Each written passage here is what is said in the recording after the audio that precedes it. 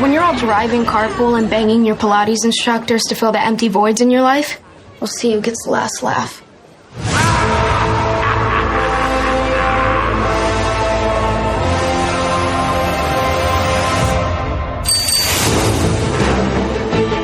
My mom grew up here, that old house on the hill. Wait, the ghost house? Is your mom Lydia Dietz?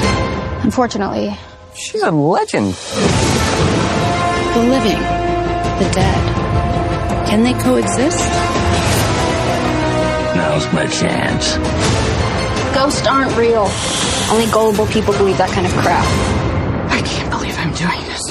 Beetlejuice, Beetlejuice, Beetlejuice. I need you to help me save my daughter. But how do I know that you're going to keep your word? I swear on my dead mother's soul. Days. Bob, you and the boys stand guard. Nobody gets through. Oh! Let's go, honey.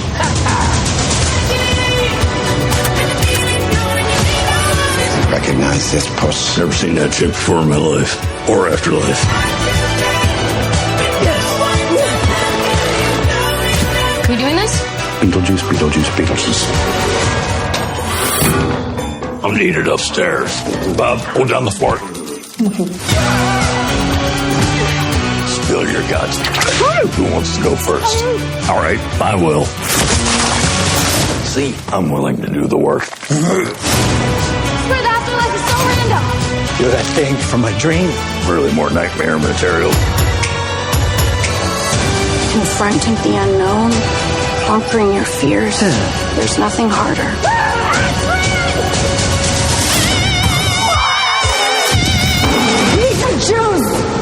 What the f***?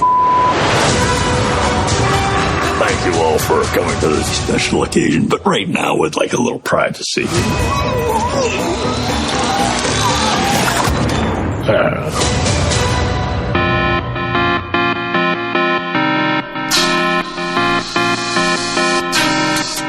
Hello and welcome to the Super 70 Podcast, episode 36.3, Beetlejuice Squared.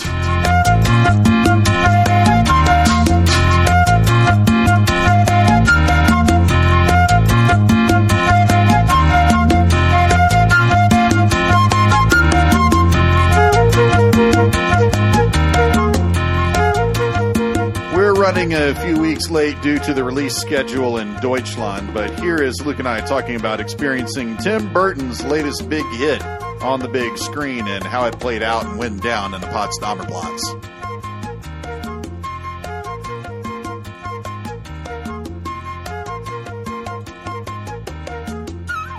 So what's Berlin like? It's pretty cool.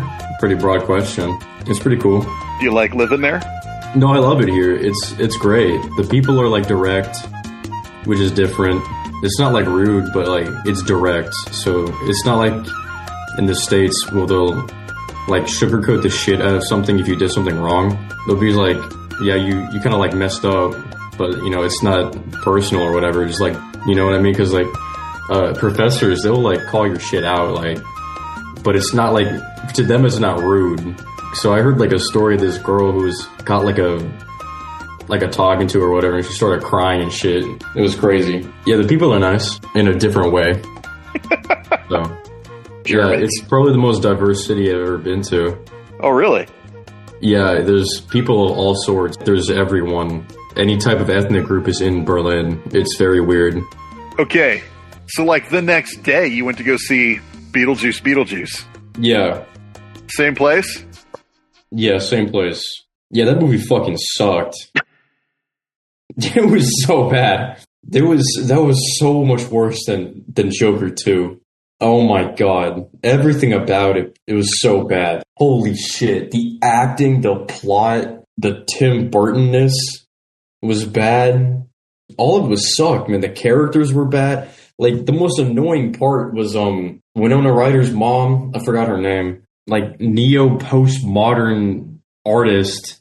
And every time I saw her on screen, she said some bullshit that I was, like, so sick of 15 minutes in. It's just like the first film. It was so in your face, and I didn't like that. I thought the characters were way too loony. Willem Dafoe He was just a little too loony.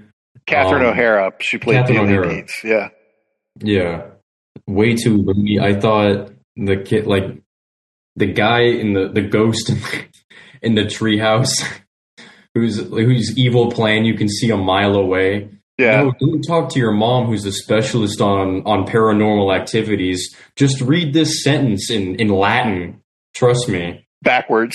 Backwards. Yeah. And say it to the west while I light this candle. While you stand in a circle on the floor, or whatever it was. It was so stupid. That was bad. Michael Keaton was okay.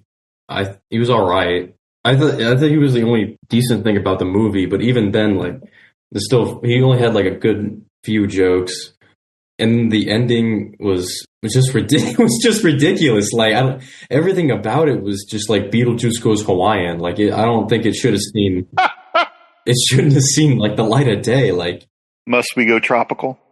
Winona Ryder I don't even think she did a good job. Like, the opening was just so like cringe and corny. I thought she didn't do that good of a job in this movie. I don't know. I got to disagree with you there. Like, the Lydia Dietz was practically the only thing that I liked about the movie. I thought it was hysterical how she was hosting her own medium show. I thought that was really funny. That is kind of like going against what it was so cliche, though. Well, that's why they did it. But the only thing is, like, Lydia Dietz as a girl, could she see herself doing that later? No, she couldn't. So it's sort of, we miss the turmoil of losing her husband that led her down this road, blah, blah, blah. But I really enjoyed seeing Winona Ryder as an adult Lydia Dietz. And of course, I thought the entire MacArthur Park sing-along was masterful and hysterical and funny, and I think I was the only person in the theater who thought so.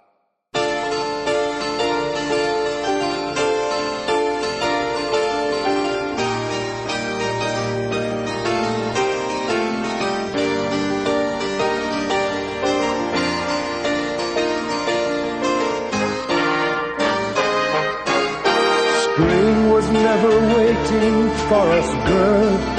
It ran one step ahead as we followed in the dance.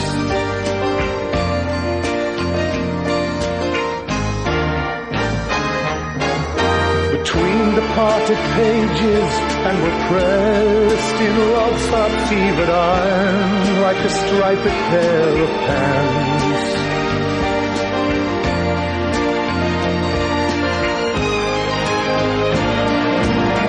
This park is melting in the dark, all the sweet green icing flowing down. Someone left the cake out in the rain. I don't think that I can take it, 'cause it took so long to bake it, and I'll never have that recipe again. Oh no.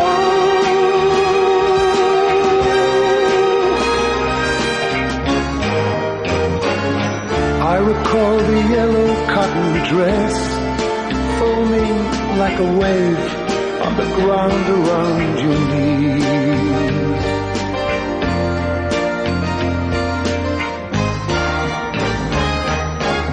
The birds like tender babies in your hands, and the old men playing checkers by the trees.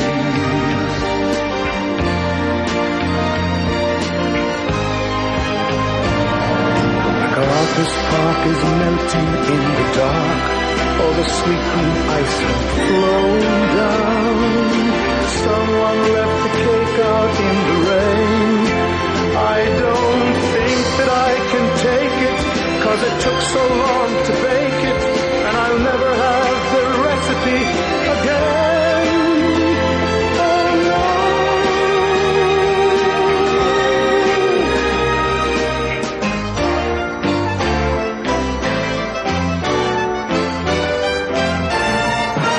I didn't care for the movie. I don't really like the movie at all. It's so long. But MacArthur Park, well, it's like 9 minutes. It's like the Hey Jude that nobody remembers. It's the second longest #1 song in pop music history. That scene was so long. Oh, but I loved it. And I had MacArthur Park, so I was boomboxing it a lot that week because I wanted to relive that 7-minute sequence. But, the rest of it was just really non sequitur. Like Monica Bellucci, I don't know if you know who that is. She's could have just not been in a movie. She didn't matter. She has no interaction with anything other than stalking around the underworld looking for Beetlejuice. Yeah, like once again, like it just wasn't good. Like it wasn't entertaining. It wasn't like fun. It wasn't fun bad. Like it's not Under Siege. Like it's not Under Siege 2. Like I watched Under Siege 2. That movie's fucking crazy. You gotta see it. That movie's so crazy. I saw it in the theater. Yeah, Die Hard on a Train. I was finding a movie, like a stupid movie to watch, right? I was explaining to everyone, like, the people I was hanging out with, it was like, this movie's like unironically good. And after rewatching it, remember when we were discussing like why this movie looks so weird? Like whenever a character's on, like Seagal's on screen, like the cinematography. Do you remember like whenever they would like shoot, like they would take a shot of him and it would just look weird, okay? Under Siege 2 makes it incredibly apparent, right? It's shot like just the most plain movie ever, right? Like he stands in one spot and there's like a small light on his eyes, like horizontal, like almost like diagonally, like just on his eyes. And the background is fuzzed out and it looks like he's sitting in a chair on a green screen recording his lines and then they're posting them in. It looks so bad. Then his acting is worse. It's so good, though. Like, it's so much fun. Under Siege 2 is the exact same movie. I'm not joking. It's the same plot. And, like, he even has, like, the Seagal lines. Like, you know, in the first one, he's like, go get my pies out of the oven. Or, like, his, like, shitty one-liners. Like, at the end of the movie, he's like, after he blows up the torpedo or whatever, he's like, anyone want to go to the beach? Like, that's it. Like, he has more of them in Under Siege 2, and they're so bad. What did you think of the villain, though, Eric Bogosian? He's a great actor. No, one of the worst ever. Holy shit, really? It was bad. It was so bad. No, like, it's a special type of bad. Like, it's on Disney+. Like, we got Disney. You got to see Under Siege 2. Like, you'll love it. I saw it in the theater. Oh, you saw Under Siege 2? Yeah, I saw it in the theater. I think I was with Trevor. I didn't think you see it. That movie's amazing. It's so good. I remember the fights on the train and everything. Like, he just grabs someone's wrist and, like, twists it 2 directions with a stuntman. Like, he's worse than Roger Moore in that movie. Oh, God. Anyway, Beetlejuice 2 is horrible. Under Siege 2 is better. Is there anything else you want to say about Beetlejuice? I don't really know what else to say. Beetlejuice? No, I think we closed that coffin. But I mean, I'm not a Tim Burton fan. No, it's not funny. Okay. All right. I'm not a Tim Burton fan. Actually, I wrote an essay. I think I posted it on my site. It says, I titled it, I don't hate Tim Burton. I just don't like his films. I think that you and I have been over this. Like Pee-wee, okay. Beetlejuice is okay. Winona Ryder's the best thing in Beetlejuice. Michael Keaton comes as a close second. The rest of it, Edward Scissorhands, trash. Sleepy Hollow, trash. Big Fish, trash. Sweeney Todd was good. So I didn't see that. I think Dark Shadows was the only one. Your mom and I went to go see Dark Shadows in the theater when we lived in Canada. And that was the only one where I thought, man, this is actually a really good film. I haven't seen it since. I do remember being remarkably positive about it. The whole movie just felt like it was almost AI generated. Like, here's like another like a legacy movie. You know what I mean? It's just like, oh, here's the old characters. Now we got to write an arbitrary evil love interest that is only out for Lydia Dietz's money, because you haven't heard that story ever. I do remember reading an article in Hollywood Reporter Variety. It was a number of months ago that said the 1980s is actually spawning more sequels than any other decade in cinema history. You know, the Ghostbusters and Beetlejuice and Blade Runner and Tron, and you know, I believe it. Tron gets a pass. Tron Legacy is amazing. Great movie. That's a fantastic movie.